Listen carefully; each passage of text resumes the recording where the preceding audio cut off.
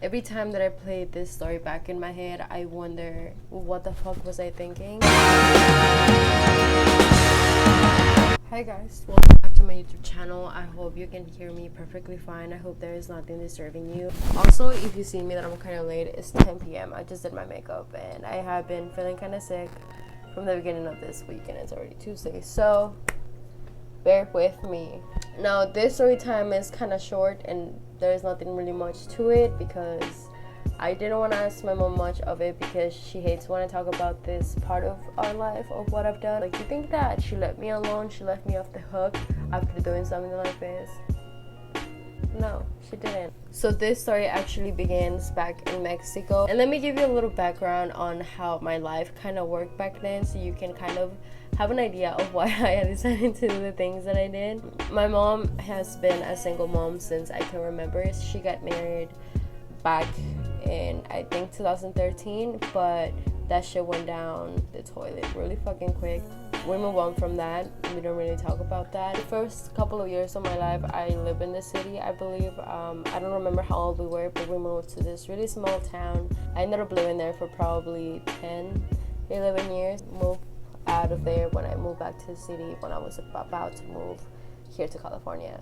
So I lived there pretty much most of my life. When my mom recently moved there, she found this lady that actually ended up being my babysitter. I love her. I will always love her. I will always respect her. She took care of me for about 8 years. The way that they used to be pretty old school in how they worked. They never had any kids, my Nina and my Nino, because my Nina could never have kids. Everybody in the town knew her for being the curandera, or the healer of the town. Now, that was my Nina. My Nina was a really sweet lady. She didn't let me do whatever I wanted, but I pretty much had a little bit more freedom with her. So that was my Nina. My Nino was like the whole opposite of what my Nina was. He was a really strict man. He believed in old school. He had a temper, and when his temper came out, you will know that he was in a mood. I'm gonna tell you a little bit of the rules that I had in that house. I wasn't allowed to have people over because, of course, that was not my house. Also, I was allowed only to watch 30 minutes of TV daily. That's not something that I really hated because I never really cared much about TV. And I think that's actually a really good thing that they did. So when you're little, I feel like, you know, every kid wants to play with their friends. I was pretty lonely most of the time as being an only child. I only had my dog. I don't know, it had been my second year since she was taking care of me, and I had my best friend, which we'll name Alyssa. I don't know. I had been knowing Alyssa for a while now because her sister dated my uncle, and like we just knew the family and knew my family. It's a really small town. Like when you live in a really small town, everybody gets to know everybody. But her family and my family always had a little, like, I don't know, they always had something that didn't click. I don't know if it was from my uncle and her sister. I really don't know what, but there was always something that did not click. So I decided, and I was like, hey, is it okay, like, if I go over, like, just tell me tomorrow if your mom said that it was okay. And she was like, okay, are you gonna ask them? I had already known that no matter what I said, I was never gonna be allowed to go to somebody else's friend's house. I was never gonna be allowed to have them come over. And I don't know, I think I just wanted to have fun for once because I stayed with her Monday through Friday and Saturday for half day, and I wasn't allowed to do that, and I was not happy with that at all. So that day I was like, you know what, fuck it. Next day comes around, and keep in mind, I'm a little ass shit. Where my Nina and my Lino lived, it was literally down the block from the elementary school. So what I used to do is my mom used to drop me off at school, and then after school I had to walk to my Nina's house because it was only like 6 houses away from the elementary school that I used to go to. So that was the deal always, and I used to walk all the time with Alyssa and another friends. So I was like, you know what? I have a plan. This is what we're gonna do. Most of the time, my Nina and my Nino are in the back of the house. So I was like, you know what? I'm pretty sure that by the time that I'm out of school, they're gonna be back in the garden because we always like to go and sit back there and listen to the radio. Like, that was the thing that they like to say came by, and I was like, you know what? They're not gonna let me go. I was scared to ask.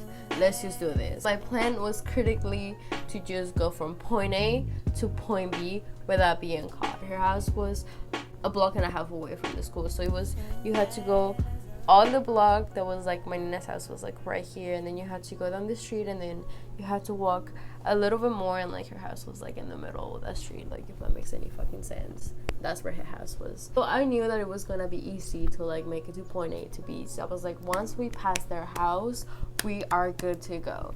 The time is going by, I'm getting nervous. I'm like, fuck, like everybody knows me, like is this a good idea? Because everybody knew me in that town. I was a little girl that talked to everybody, and you might think, Luna, that's dangerous.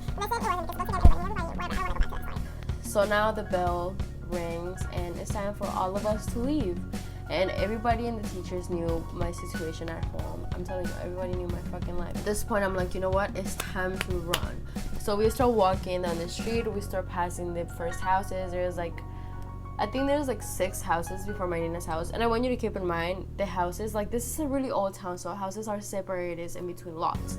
So there's like 1, 2, 3, 4, 5, 6 houses, and there's a big lot, and then there's the 2 houses that my Nina and my Nina own. There were 2 identical houses too. So I was like, you know what we're gonna do is like we're gonna get in between the house, because you know when houses are starting to be built up, it's not like in Mexico, it's not like here where they keep security and they close everything. When they start building houses, they're just gonna leave it out in the open. Nobody's gonna go and fucking do anything to it. So I was like, we can just go in between the property and just get to your house.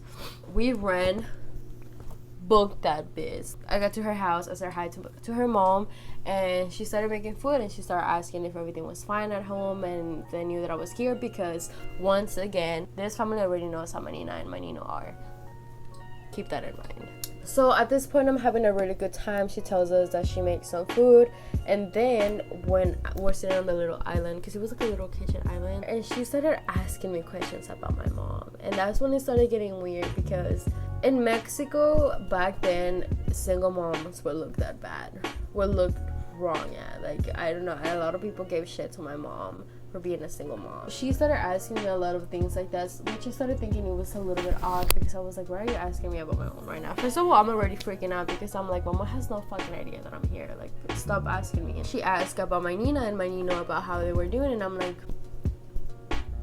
they're okay. Like, I don't know what you want me to tell you. Like, I don't know that much about their lives. Time goes by, she tells us to go upstairs. At this point, I'm having the time of my life. I am having so much fun.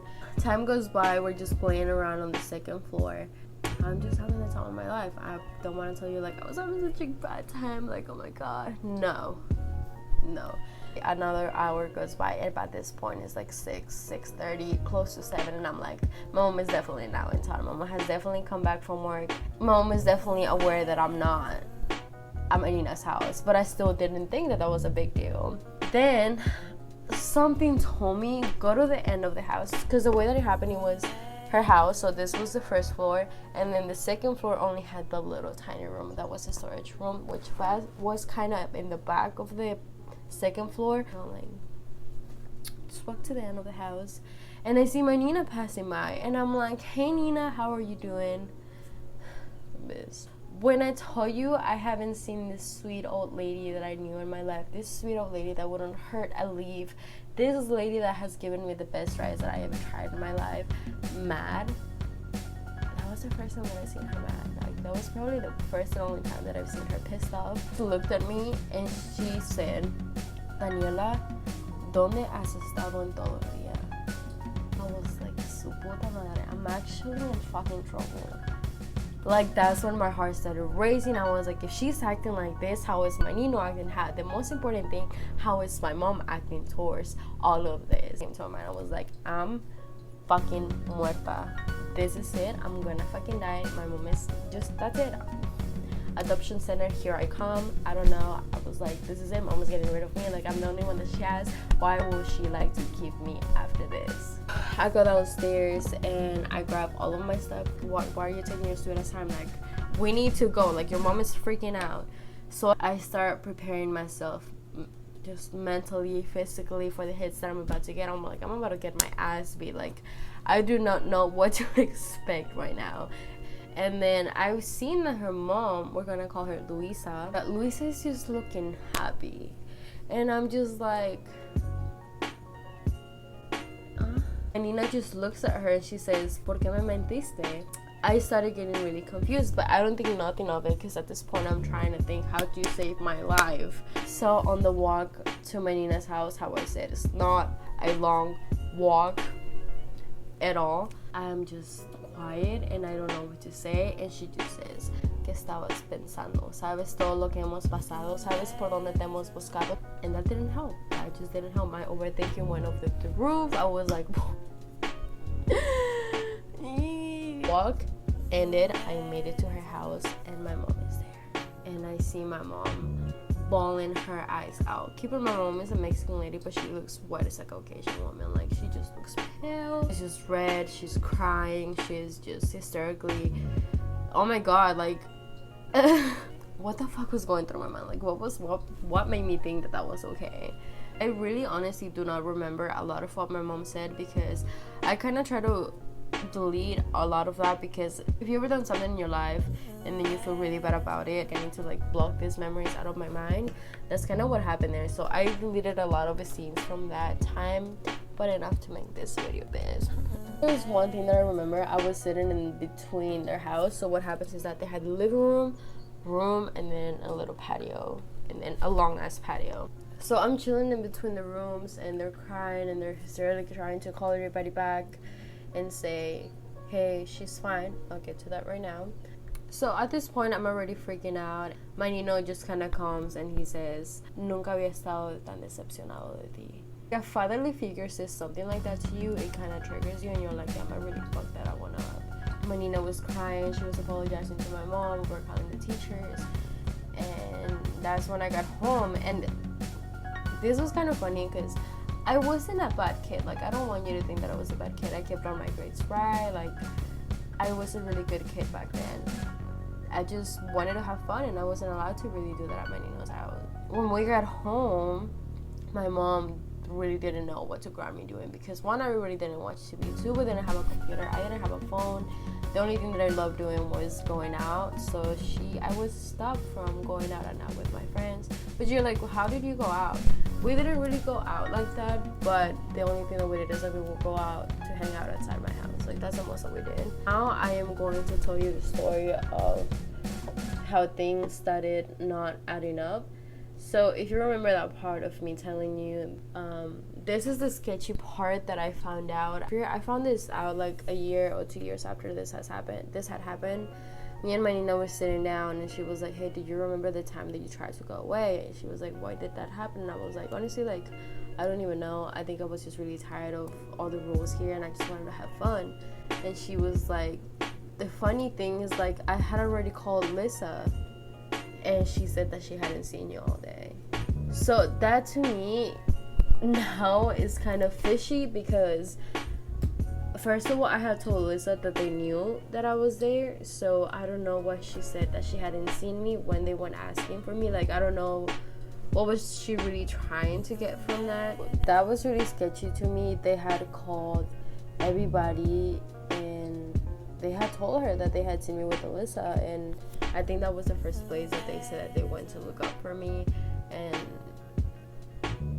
nobody ever said anything. Like, what would have happened if I hadn't seen my Nina? Like, what would have happened if I didn't think, oh, let me just go and look over the house? Like, what would have happened to me? So yeah, that's the sketchy thing that happened to me years ago. And by the way, if you wonder, yeah, me and that girl stayed friends for a couple of years, but that didn't last. Yeah, that's what happened. That happened a couple years back, and I was gonna sit down and ask my mom more questions about that day, but she doesn't like talking about that day at all. She's like, how the fuck are you proud to talk about that? Oh, and giving you an update of why I said that my mom didn't trust me after that. She pretty much didn't. She was making sure that she will see that I will go in school and that I will pretty much get out. She used to pick me up until middle school. She picked me up from school until I was in high school. Freshman or sophomore year, she didn't walk me to the bus stop anymore. That's when my misery ended, from 2nd grade to pretty much almost 9th grade. Alright guys, I'm gonna go now. It's almost 11 now, and I have class tomorrow, so I have to go. I hope you enjoyed this story, but I hope you didn't enjoy it enough to be like, I will do that sometime. If you're young and you're not of age, stay the fuck home, listen to your parents, because you never know what adults, because you never really know the plans that adults have for you. Once again, you guys, thank you so much for watching my channel. If you haven't subscribed, subscribe. I'm gonna try to upload every Monday, Wednesday, and Saturday. I'm gonna try because I'm gonna start working now again. So